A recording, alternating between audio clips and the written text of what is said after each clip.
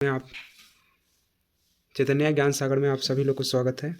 आज हम लोग 12th का लैंगिक और अलैंगिक प्रजनन की जो क्वेश्चन है, पहला चैप्टर का जितना पूछा हुआ क्वेश्चन जो है बिहार बोर्ड में, सारे क्वेश्चन का आज हम लोग डिस्कशन करेंगे। तो ध्यान से देखिएगा, आप लोग को फ़ायदा ही होगा। बहुत सारे क्वेश्चन है इसमें। देखिए, पहला द्विविखंडन किस में होता है, याद रखिएगा। द्विविखंडन जो होता है वह किस में होते हैं, ये बात ध्यान में रखिएगा। तो द्विविखंडन की जो क्रिया है अमीबा और पैरामीशियम, ये दोनों में होता है। तो द्विविखंडन की क्रिया जो है वह दोनों में होता है। अगला क्वेश्चन है, कायिक प्रबंधन में क्या संभव है। याद रखिएगा, अलैंगिक जनन, लैंगिक जनन, दोनों इनमें से कोई नहीं। तो कायिक प्रजनन में याद रखिएगा अलैंगिक जनन की क्रिया होती है, जैसे आलू ये सब में होती है। क्वेश्चन है, अदरक में कायिक प्रवर्धन किसके द्वारा होता है। तो अदरक में याद रखिएगा कायिक प्रवर्धन जो है किस राइजोम के द्वारा होता है, राइजोम के द्वारा होता है। अगला है, निम्नांकित किसमें पादप काय अगुणित होता है। पादप काय अगुणित की अगर हम लोग बात करेंगे, 6 का आंसर बाल, कवक और ब्रायोफाइटा सभी हो जाएगा। अगला क्वेश्चन है, पादप में एम्फीबियन या उभयचर किससे संबंधित होते हैं। एम्फीबियन या उभयचर जो है वह किससे संबंधित होता है। तो 7 का याद रखिएगा, इसका आंसर ब्रायोफाइटा। अगला है, निम्नलिखित में से कौन सी जंतु उभयलिंग नहीं है, यानी कौन ऐसे जंतु है जो उभयलिंग नहीं है। तो याद रखिएगा, यानी इसका जो आंसर हो जाएगा 8 के अगर हम लोग देखें तो घरेलू मक्खी है ना, ये जंतु उभयलिंग नहीं है। अगला है, मुकुलन द्वारा जनन किस में होता है। मुकुलन द्वारा जो है जनन किस में होता है। तो इसमें हम लोग देखें तो इसका जो आंसर होगा ईस्ट होगा, पैरामीशियम होगा, पेनिसिलिन होगा, इनमें से सभी। तो 9 का आंसर याद रखिएगा, ईस्ट में होता है। अगला है, अंडप्रजक कौन है। अंडप्रजक जो है मुर्गी, सांप, मगरमच्छ सभी। अंडप्रजक की अगर हम लोग बात करें 10 का, तो 10 में आपको सभी हो जाएंगे। अगला है, निम्न में से कौन से गुड़हल, पपीता, इनमें से कोई नहीं। तो 11 का आंसर याद रखिएगा, 11 का जो आंसर हो जाएगा सी है ना, यानी पपीता एक लिंगी है। अगला है, पेनिसिलियम उत्पादित करता है, यानी किसके द्वारा उत्पादित होता है। तो इसका जो 12 के जो अगर हम लोग देखें तो 12 का जो आंसर हो जाएंगे, यानी ए और मेटोस्पोर और जूस्पोर दोनों के द्वारा, यानी इसका आंसर हो जाएगा डी। क्या कितनी होती है, डबल बार क्वेश्चन आ गया। यानी मानव युग्मों में गुणसूत्रों की जो संख्या होती है याद रखिएगा, यानी 23 46 होते हैं अर्धसूत्री। उसके बाद संयुग्मक पाए जाते हैं, समयुग्मक पाए जाते हैं किस में। तो याद रखिएगा, समयुग्मक जो है पाए जाते हैं वह आपको क्लेडोफोरा में पाया जाता है। पैरामीशियम में किस प्रकार का द्विविखंडन होता है। पैरामीशियम में किस प्रकार का द्विविखंडन होता है। तो 16 का याद रखिएगा, इसका जो आंसर हो जाएंगे अनुप्रस्थ द्विविखंडन होता है। अगला है 17 नंबर, निम्नलिखित में से कौन जीवन काल में एक बार प्रजनन की क्रिया करता है। प्रशांत महासागरीय, समान मछली एवं बांस, स्तनपायी पक्षी एवं स्तनपायी लीची एवं आम। तो याद रखिएगा 17 का जो आंसर होगा ए, प्रशांत महासागरीय, समान मछली एवं बांस। अगला क्वेश्चन है, निम्नलिखित में से कौन सा पौधा कायिक प्रसार के लिए उत्तरदायी नहीं है। इसमें से कौन सा जो है कायिक प्रसार के लिए उत्तरदायी नहीं है। निम्नलिखित में से कौन सा पौधों में कायिक प्रसार के लिए उत्तरदायी नहीं है। तो इसका 18 का जो आंसर होगा याद रखिएगा डी सही होगा।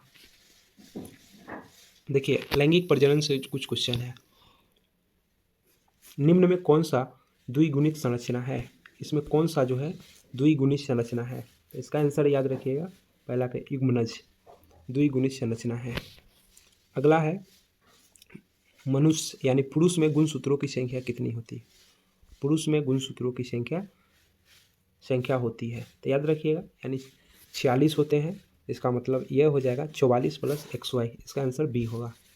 यानी तो इसमें क्या कहता है, देखिए कहता है, निम्न में कौन कीटभक्षी पौधे हैं। कौन सा जो है कीटभक्षी है। डोसेरा और नेफेंथीस जो है ये दो है। तो इसका आंसर हो जाएगा सी, दोनों होगा। निम्न में से कौन उभयलिंग प्राणी है। कौन जो है मुर्गी, सांप, केचुआ दोनों। तो याद रखिएगा 4 का जो आंसर हो जाएंगे केचुआ उभयलिंग है। भ्रूण पोष वाले बीजों का क्या कहा जाता है? भ्रूण पोष हो जाएगा वह एंडोस्पर्मिक कहा जाता है। पौधों में जलीय वातावरण में नहीं पाए जाते, पौधे जो जलीय वातावरण में नहीं पाए जाते हैं। हाइड्रीला, ड्राफा, निलंबो, बबूल। तो याद रखिएगा 6 का जो आंसर हो जाएंगे 6 का डी बबूल हो जाएगा। 7वां है युग्म समानता किस प्रकार के होते हैं? हैप्लॉयड, डैप्लॉयड यानी एक गुणक, द्विगुणक, बहुगुणक और अनुगुणक। तो 7 का जो आंसर होगा याद रखिएगा 7 का आंसर एक गुणक होता है, अगला जो है निम्नांकित में से किस पौधों के प्रजाति में किस पौधे के प्रजाति में बीज का उत्पादन असंजनन द्वारा होता है? तो इसका जो आंसर हो जाएगा याद रखिएगा 8 का जो आंसर होगा ए, है ना। यानी कहने का मतलब एस्टार्सिया एवं घास।